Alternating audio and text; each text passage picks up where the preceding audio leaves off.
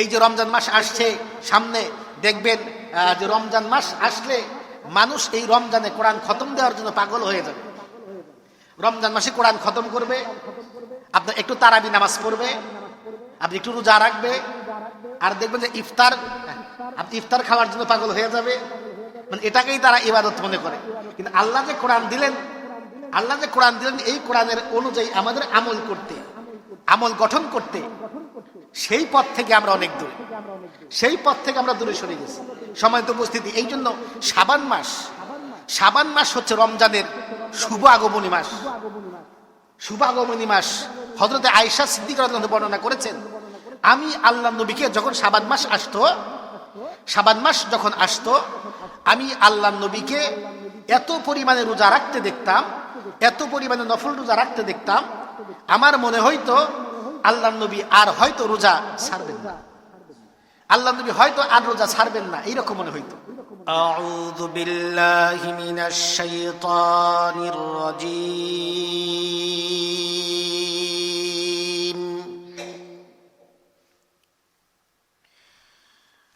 বিসমিল্লাহির রাহমানির রাহিম।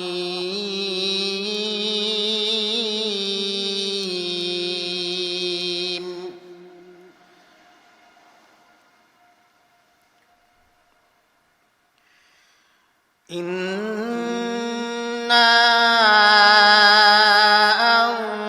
আনসালনাহু ফি লাইলাতিল কদরি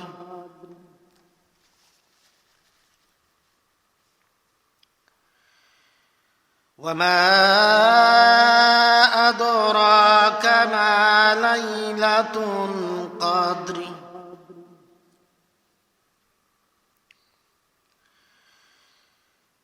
إنا أنزلناه في ليلة القدر وما أدراك ما ليلة القدر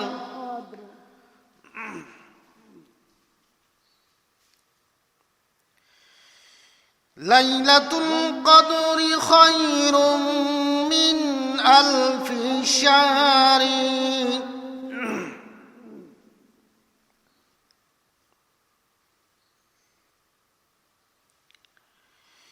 من ألف شهر تنزل الملائكة والروح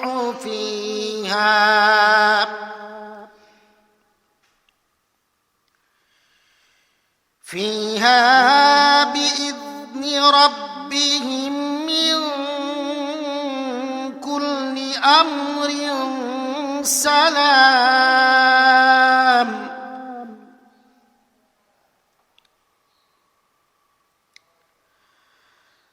سلام هي حتى مطلع الفجر صدق الله العظيم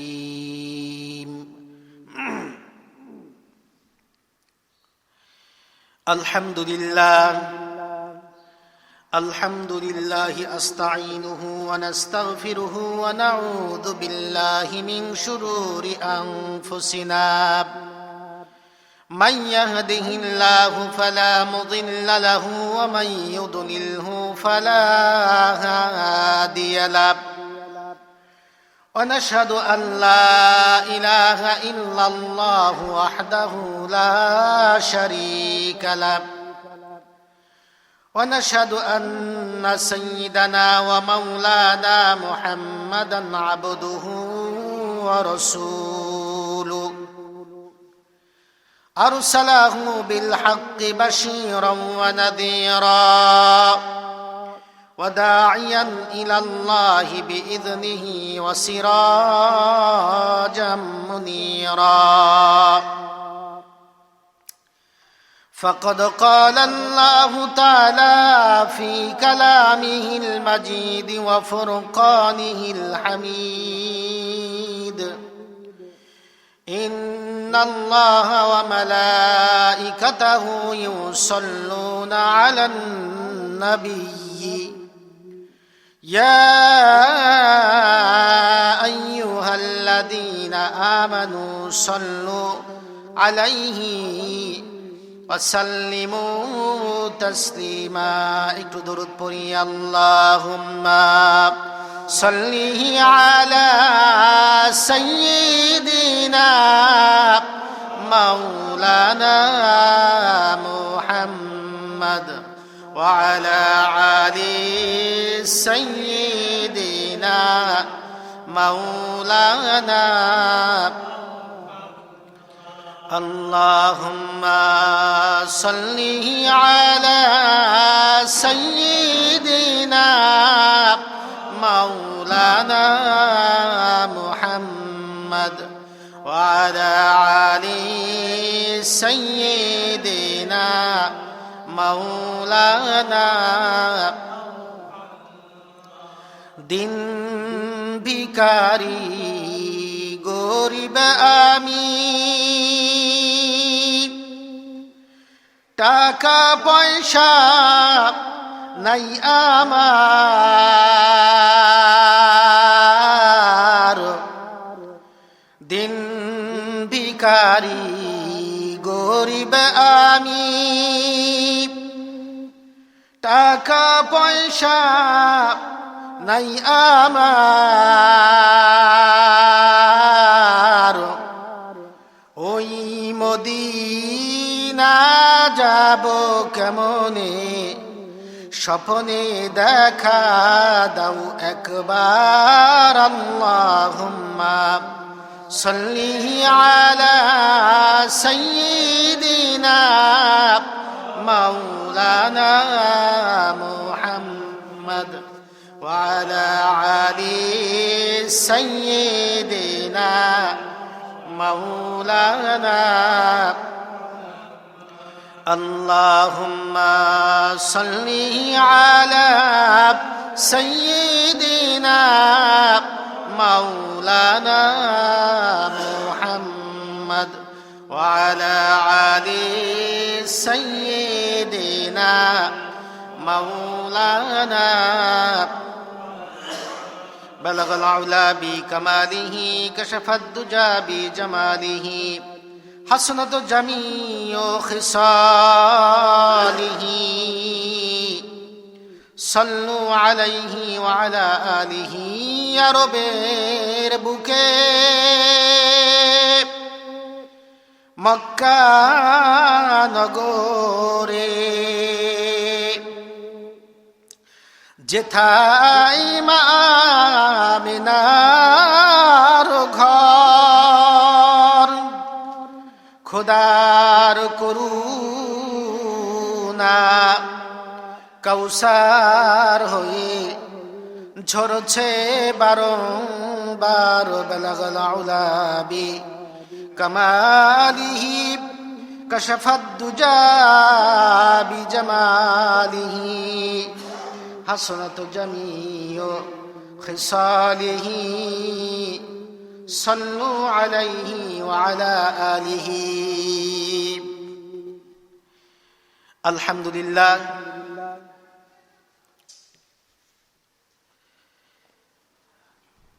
الحمد لله رب العالمين والصلاة والسلام على سيد المرسلين وخاتم النبيين أما بعد فأعوذ بالله من الشيطان الرجيم بسم الله الرحمن الرحيم উপস্থিত আল্লাহ পাকের দিনদার জাকিরিন শাকিরিন মুহিব্বিন বান্দা জনাবে মুহাম্মদ রাসূলুল্লাহ সাল্লাল্লাহু আলাইহি ওয়াসাল্লামের উম্মতগণ এবং আল্লাহ পাকের খাস বান্দা মহান রব্বুল আলামিনের দরবারে অসংখ্য কোটি গুণে সাজুদ পেশ করছি যে মহান সত্তা, যে মহান দ্রষ্টা বিগত একটি সপ্তাহ পরে জুমার নামাজ আদায়ের উদ্দেশ্যে তার ঘর মসজিদে এসে পবিত্র অবস্থায় সকলকেই বসার তাওফিক ইনায়েত করলেন। তাই সকলে জোরে সোরে বলি আলহামদুলিল্লাহ। ইতিপূর্বে তিলাওয়াতকৃত আয়াতের সওয়াব আল্লাহ তাআলা যেন আমাদের পিতামাতার রুহের উপরে পৌঁছে দেয়, সকলে বলি আমিন। ইতিপূর্বে পঠিত দরুদ আল্লাহ তাআলা যেন সোনার মদিনায় পৌঁছে দেয়, সকলে বলি আমিন। সম্মানিত উপস্থিতি, আজকে শাবান মাস, আজকে শাবান মাসের প্রথম জুমা। শাবান মাসের প্রথম জুমা। এই মাস পরেই আমাদের সামনে আসবে রমজান মাস। এই মাসটা পরে আমাদের আসবে রমজান মাস। রমজান মাস এমন একটি বরকতপূর্ণ মাস। রমজান মাসে আল্লাহ রাব্বুল আলামিন গোটা পৃথিবীর মানব জাতির জন্য, গোটা পৃথিবীর মানব জাতির হেদায়েতের জন্য তার কালামকে নাজিল করেছেন। জোরে বলি সুবহানাল্লাহি বিহামদিহি। মানুষ যেন, পথভ্রষ্ট বান্দাগণ যেন আল্লাহর এই কালাম থেকে যেন শিক্ষা গ্রহণ করে যেন তার দুনিয়ার জিন্দেগি যেন তিনি পরিচালনা করতে পারে, সেজন্যই আল্লাহ রাব্বুল আলামিন এই রমজান মাসে পবিত্র কোরআনকে জমিনে নাজিল করলেন। প্রত্যেকটা নবীর উপরেই আল্লাহ রাব্বুল আলামিন দায়িত্ব দিয়েছিলেন, আর সে দায়িত্ব হচ্ছে আল্লাহর দ্বীনকে মানব জাতির মধ্যে ছড়াইয়া দেওয়া। মানব জাতির মধ্যে ছড়াইয়া দেওয়ার জন্য আল্লাহ রাব্বুল আলামিন প্রত্যেকটা নবীকে জমিনে পাঠাইলেন। আর প্রত্যেকটা নবীকেই কম বেশি আল্লাহ রাব্বুল আলামিন তার ঐশী বাণী ধারা আল্লাহ রাব্বুল আলামিন এদেরকে সতর্ক করে দিয়ে বলেছেন যে তোমরা আমার বাণীগুলো মানুষের মধ্যে ছড়াইয়া দাও, পথভ্রষ্ট বান্দাগণ যেন আল্লাহর দ্বীনের দিকে আসতে পারে। জোরে বলি সুবহানাল্লাহি বিহামদিহি। আর সেই নবীর ধারাবাহিকতার মধ্য থেকে আল্লাহ রাব্বুল আলামিন আমরা এতটা ভাগ্যবান, আমাদের মধ্যে এমন একজন নবীকে আল্লাহ রাব্বুল আলামিন দিলেন, যেই নবীকে বলা হয় নবিউল আম্বিয়া। জোরে বলি সুবহানাল্লাহি বিহামদিহি। নবীদেরও নবী, যিনি নবীদেরও নবী, এই কুল কায়নাতের নবী, রহমাতুল লিল আলামিন। এই আলম, এই লৌহ কলম, সব কিছুর সত্তা একমাত্র আল্লাহ। আল্লাহর রাজত্ব যতদূর, আল্লাহর ক্ষমতা যতদূর, আল্লাহ রাব্বুল আলামিন যেই জায়গায় তার রাজত্ব বিস্তার করেছেন, সেই জায়গা পর্যন্ত আল্লাহ রাব্বুল আলামিন আমার নবীর নবুয়ত্ব দান করেছেন। জোরে বলি সুবহানাল্লাহি বিহামদিহি। আমার নবীর নবুয়ত্ব আল্লাহ রাব্বুল আলামিন ওই পর্যন্ত সীমানা পর্যন্ত দিয়েছেন। এখন আমাদের মধ্যে অনেক লোক আছে যারা কথায় কথায় আপনাদেরকে বলবে, কথায় কথায় তারা বলে বিশ্বনবী, বিশ্বনবী, বিশ্বনবী বলে না? বয়ানের মধ্যে অনেক লোকে বলে বিশ্বনবী, বিশ্বনবী বলে না?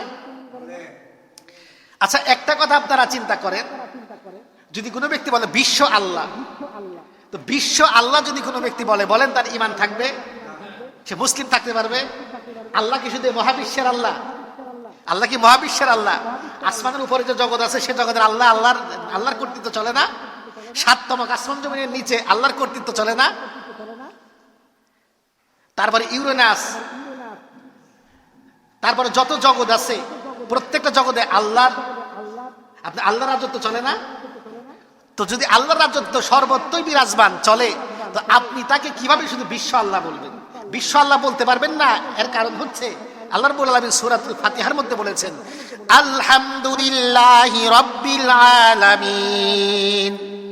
সমস্ত প্রশংসা সেই মহান সত্তা, সেই মহান রব্বুল আলামিনের, যিনি আসমান, জমিন, লৌহ, কলম, আরশ, কুরসি, যত জগৎ আছে প্রত্যেকটা জগতের আধিপত্যের মালিক। জোরে বলি সুবহানাল্লাহি বিহামদিহি।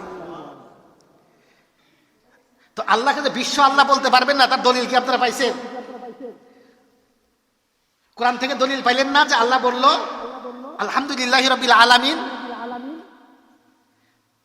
তো আল্লাহ রাব্বুল আলামিন বলেছেন আলহামদুলিল্লাহি রাব্বিল আলামিন, তাহলে আল্লাহর রাজত্ব কত দূর চিন্তা করেন। অনুরূপ ভাবে আল্লাহ রাব্বুল আলামিন আল্লাহর নবীকে কোরআনে পাকে বলেছেন ওয়ামা আরসালনাকা ইল্লা রাহমাতুল লিল আলামিন। হে নবী, আপনি তাদেরকে জানিয়ে দিন আমি গোটা মানব জাতির জন্য, গোটা প্রাণীকুলের জন্য, গোটা জগৎসমূহের জন্য আমি আপনি নবীকে রহমত স্বরূপ জমিনে প্রেরণ করেছি। আমি আপনাকে রহমত স্বরূপ প্রেরণ করে দিয়েছি। ওয়ামা আরসালনাকা ইল্লা রাহমাতাল লিল আলামিন। তাহলে চিন্তা করেন আলহামদুলিল্লাহি রাব্বিল আলামিন যতদূর, ওয়ামা আরসালনাকা ইল্লা রাহমাতাল লিল আলামিনের ক্ষমতাও ততদূর। জোরে বলি সুবহানাল্লাহি বিহামদিহি। তো এখন যদি আপনি আল্লাহকে যদি ওই আয়াতের প্রেক্ষিতে বিশ্ব আল্লাহ না বলতে পারেন, তো ওমা আরসালনাকা ইল্লা রাহমাতাল লিল আলামিনের অনুকূলে কি আপনি নবীকে বিশ্বনবী বলতে পারেন? বলেন, বিশ্বনবী বলা যাবে না। বিশ্বনবী বলা যাবে চরম বেদবি, চরম পর্যায়ের বেদবি হবে আল্লাহ নবীকে বিশ্বনবী বলা।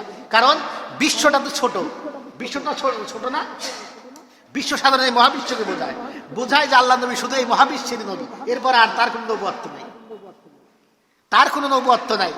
তো এই জন্য যারা আল্লাহ নবীকে বিশ্ব নবী বলে, এরা আমার জ্ঞান অনুযায়ী এবং কি বড় বড় যে উলামায়ে দ্বীনের জ্ঞান অনুযায়ী এদেরকে তারা পথভ্রষ্ট বলে, গুমরাহ বলেছেন। আল্লাহ নবীকে বলতে হবে রাহমাতাল লিল আলামিন, আলহামদুলিল্লাহি রাব্বিল আলামিন, আল্লাহর শানে, আর আল্লাহ নবীর শানে হবে রাহমাতাল লিল আলামিন। সম্মানিত উপস্থিতি, তো সেই নবীকে আল্লাহ রাব্বুল আলামিন আমাদের মধ্যে দিলেন, সেই নবীকে আমাদের মধ্যে দিলেন।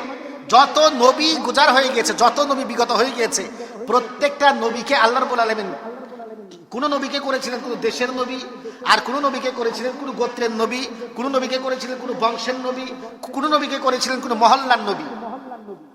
এইভাবে নবীকে প্রেরণ করেছিলেন, 1 লক্ষ মতান্তরে 2 লক্ষ নবী পাঠিয়েছিলেন। কিন্তু একমাত্র আমাদের নবীকে আল্লাহ রাব্বুল আলামিন গোটা লৌহ কলম আরজ করছি, যেখানে আল্লাহর ক্ষমতা আছে, যেখানে আল্লাহর দাসত্ব, যেখানে আল্লাহ রাব্বুল আলামিনের ক্ষমতা বিরাজমান, সেই পর্যন্ত আমার নবীর নবুয়ত্ব বিরাজমান। জোরে বলে সুবহানাল্লাহি ওয়া বিহামদিহি। এটাই হচ্ছে আমাদের আকীদা, এটাই হচ্ছে আমাদের বিশ্বাস, এটাই হচ্ছে আমাদের মানহাজ। এছাড়া যদি ভিন্ন কোনো পথে, ভিন্ন কোনো মতে মানুষ যদি আল্লাহর নবীকে তুচ্ছ তাচ্ছিল্য করার জন্য যদি বলে বিশ্বনবী, তো নিঃসন্দেহে সে ইসলাম থেকে খারিজ হয়ে যাবে, কারণ আল্লাহ রাব্বুল আলামিন গোটা পৃথিবীতে নবীকে একমাত্র রহমত স্বরূপ পাঠাইলেন। সম্মানিত উপস্থিতি, তো সেই নবীকে পাওয়ার পরে সেই নবীর শানে যারা এইরকম বেদবি করে, এরা আসলে মুসলমানের অন্তর্ভুক্ত কিনা আমার সন্দেহ হয়, আমার সন্দেহ হয়। আল্লাহ নবীর উপরে আল্লাহ রাব্বুল আলামিন 30 পারা কোরআনকে এই রমজান মাসে নাজিল করেছে। যেই কথাটি আপনাদেরকে বলতেছিলাম,